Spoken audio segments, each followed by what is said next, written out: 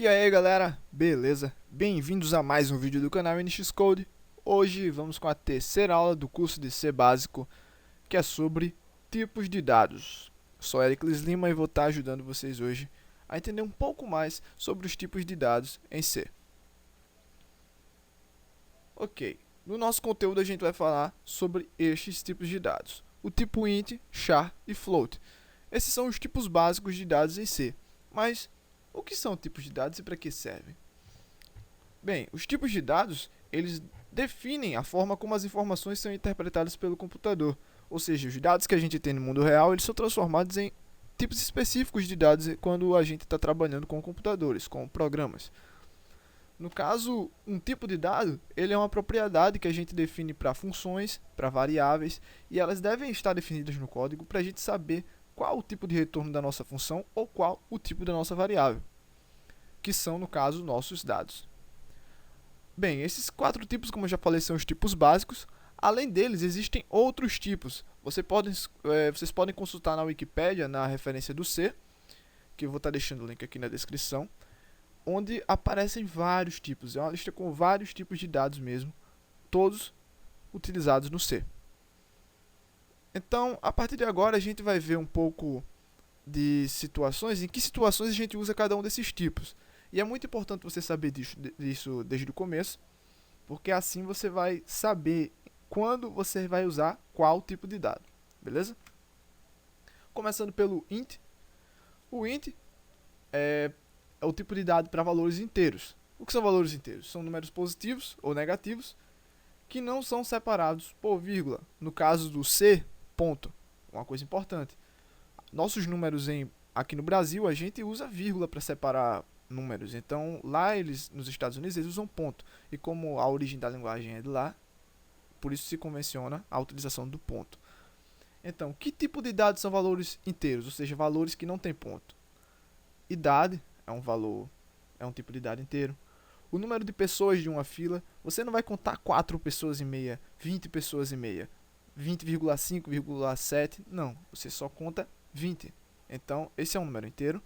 O número de alunos de uma sala e muitos outros dados que a gente também pode trabalhar como inteiros. O char. Bem, o char é um caso bem especial, principalmente na linguagem C, e a gente vai ver em outros vídeos as melhores formas de se trabalhar com esse tipo de dados.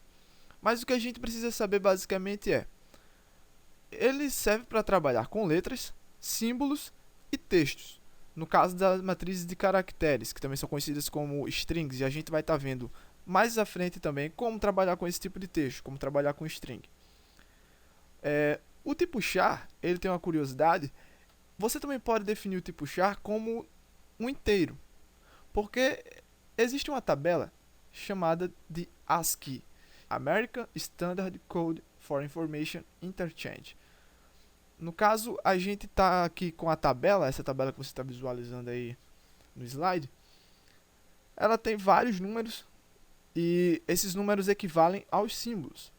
Isso já responde também a outra pergunta, outra dúvida que muitos estudantes têm, que é: por que eu não consigo colocar uma letra com acento quando eu estou fazendo um programa em C? Como eu já falei, a linguagem é de origem inglesa, então lá eles não usam acento. E outra coisa, na tabela ASCII, a gente não tem letras com acento, então ele segue rigorosamente os dados dessa tabela, os números dessa tabela. Então a gente vai estar olhando mais aprofundado em outro vídeo como trabalhar com o tipo caractere.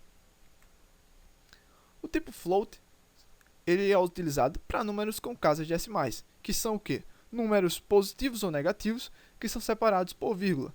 Como eu já tinha falado, no caso do C, separados por ponto. Aí o que são números que a gente pode armazenar como float? Nota da escola, o valor do salgado lá da cantina, o peso do almoço no self-service e muito mais.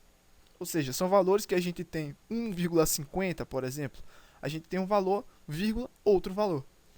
Esse tipo de dado a gente armazena em uma variável ou retorna em uma função do tipo float.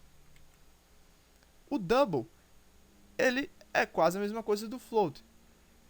Mas ele é para números com muitas casas decimais.